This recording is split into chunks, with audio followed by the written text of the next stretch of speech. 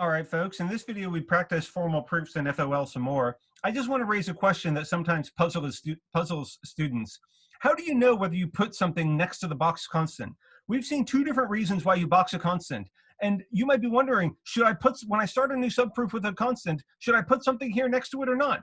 And my question for you is, what do you ask yourself? How do you know whether to put something there? So pause your videos and try to tell me, formulate in your heads exactly how you know whether to put something there.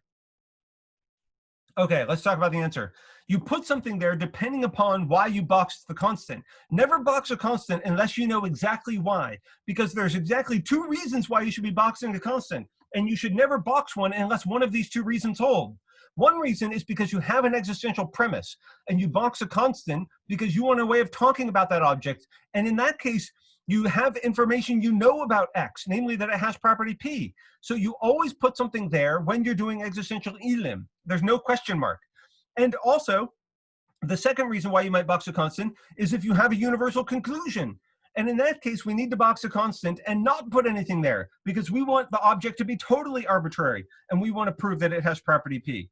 So never box a constant unless you know why you're doing so. And if you know why you're boxing the constant, then you know whether to put something next to it. If it's reason 1 or reason 2, that tells you to put something next to it or to not put something next to it.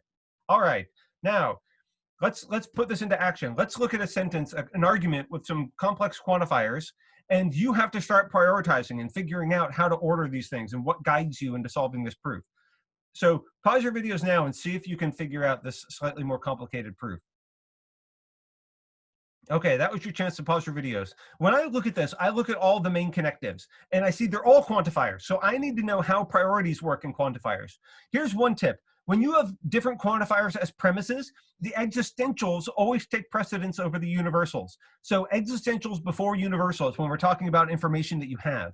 The other thing is, the existential conclusion here is not super informative. So universal conclusions always tell you what to do, but existential conclusions do not. So the thing that tells me what to do is my first premise, because I know the conclusion doesn't tell me what to do. And when I look at the premises, I know existentials take priority over universals. So what this tells me is box a constant.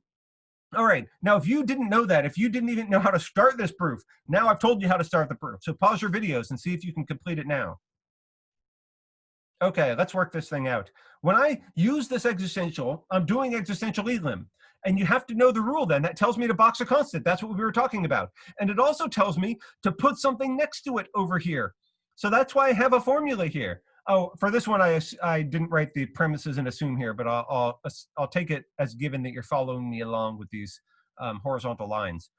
So my general point is we know there's something going here, and what it is exactly determined by what's inside the scope of the existential up here on line 1.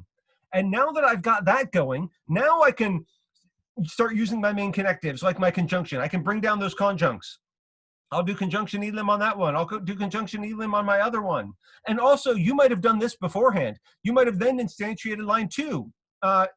My universal premise before you brought down the conjuncts. Either way, as long as you're instantiating this thing inside the subproof, it's no problem. You see, now you can tell why existentials have priority over universals. If we would have instantiated this for some name first, like A or B or whatever, then we could not have used that name as an arbitrary constant because it would have appeared outside the subproof. So anything we would have done first with that universal quantifier would have been useless. And we would have then just had to choose a different name to box, and then we would have had to instantiate it for that other name inside the subproof. So that's why existentials are used before universals when we're talking about premises given. But eventually, I need to use that universal. So I instantiate it now.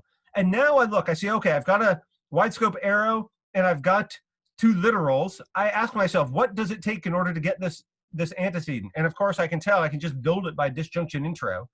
Now that I've got that, I can tell that I can do arrow EElim to get R of A.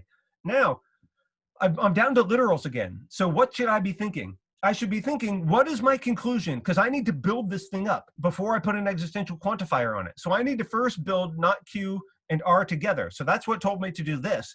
Now I need to get rid of A. Remember, I'm doing existential EElim, so I have to get rid of A before I can export that thing.